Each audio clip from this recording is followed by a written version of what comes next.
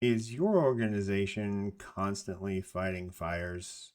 You feel like you're dealing with the same issues month after month, quarter after quarter, year after year. And all of those innovations that you can see in the distance, that if you could just have time to implement, could help with these vicious cycles that keep you from getting your company to where you want it to go.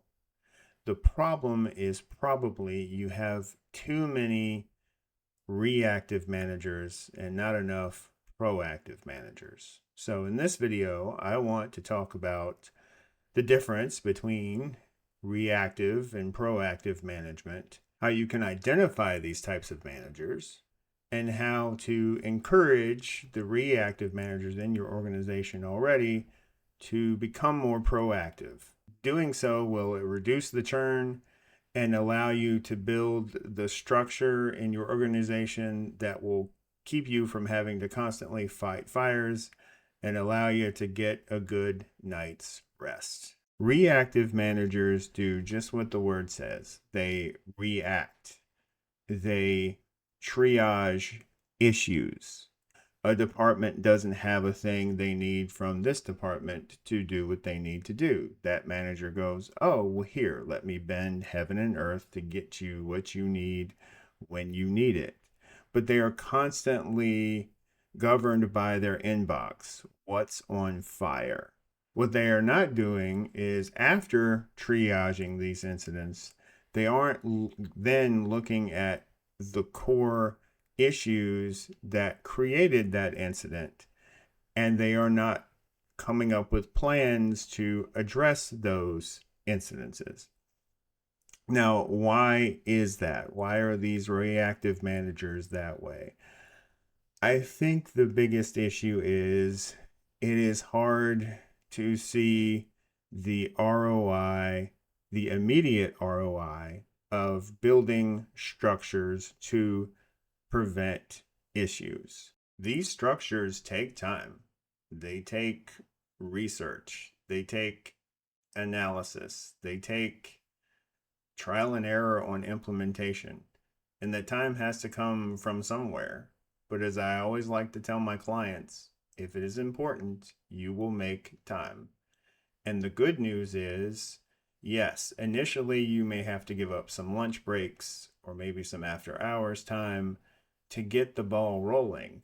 But as you start to implement these things, guess what happens? You have to deal with less and less issues, which frees you up for more time to put in more systems to continue to reduce the incidences you were dealing with on a day to day basis. The problem is no one gets credit for the thing that didn't happen, right? So it's very counterintuitive because that is why organizations fall into the trap of having a lot of reactive managers, because reactive managers look good on the scoreboard, right? You'll see a lot of organizations will actually track like incidences that were logged and the amount of time it took us to address those incidences and what those turnaround times are, right? And they take pride in addressing the issues quickly rather than preventing the issues. So, who am I and why do I think I've invented a better mousetrap? Well, I don't necessarily think that I have. I just think I'm someone who was promoted. So, I was in management for 5 of the 30 years I had a corporate career. It was the last 5. And I'm the son of a machine shop manager. And so like I grew up with someone who was learning as he was going and was constantly saying things to me of like you need to put energy on the front end. Like you will, if you invest in the people and you invest in your processes, you will have less day-to-day things that you have to deal with. When I was promoted, I instinctively, with for lack of a better plan, because I'd never done this type of thing before, I relied on that advice. So I'd like to share this with you. This is the very nice things that my previous manager had to say about me about his time of working with me. You can find this on my LinkedIn page. He says, I had the privilege of working directly with Paul, who reported to me as a QA manager following a merger. Throughout our collaboration, I came to deeply appreciate Paul's clear communication, emotional intelligence in managing his team, and his unwavering passion for continuous improvement. Under his leadership, he transformed a previously weak and ineffective QA team into a high performing unit. I will clarify. So he says a weak and ineffective QA team. He's talking about the performance of the team, not the performance of the individual people. I inherited a group of really earnest, hardworking people and who were trapped in bad processes. So the first few months, I was spending a lot of time triaging incidences as they came into my inbox. But I didn't want to continue to live that way, and I didn't want my people to continue to live that way. So what I started to do was chipped away at the problem. So spend most of my days triaging incidences, but then I started to take time to interview all of my team members and find out what their pain points were. And if any pain points had to do with specific people, I would set up interviews with those people. I started to collect data.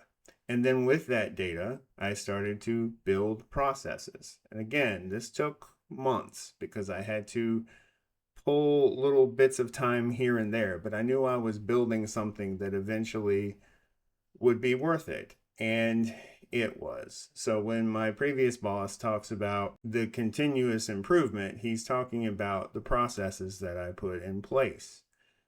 And eventually I gained a reputation of someone whose department kind of worked on autopilot. It didn't, but I was managing a team now rather than just reacting to the world. And because of that, most of my days were, I won't say stressless. There was a certain amount of stress with any, as there is with any job.